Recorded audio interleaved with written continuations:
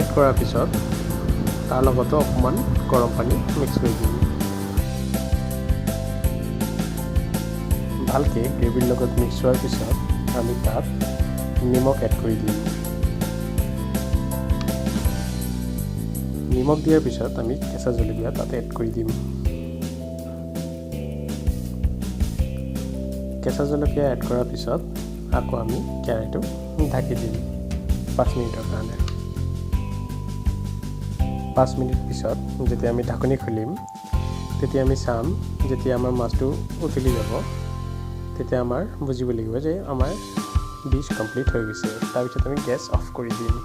আমাৰ বনি ৰেডি। এতিয়া আমি এটা চাৰ্ভিং বলত মাছ আৰু গ্ৰেভি উঠাই ল'ম। উঠাই আমি কেঁচা জলকীয়াৰে গাৰ্নিচিং কৰি দিম। আপোনালোকে এনেকৈ মাছ বনাই চাব আৰু খাই ক'ব কেনেকুৱা হৈছে আৰু ছাবস্ক্ৰাইব কৰিবলৈ নাপাহৰিব। আমি আকৌ এনেকুৱা ভিডিঅ' লৈ আহিম।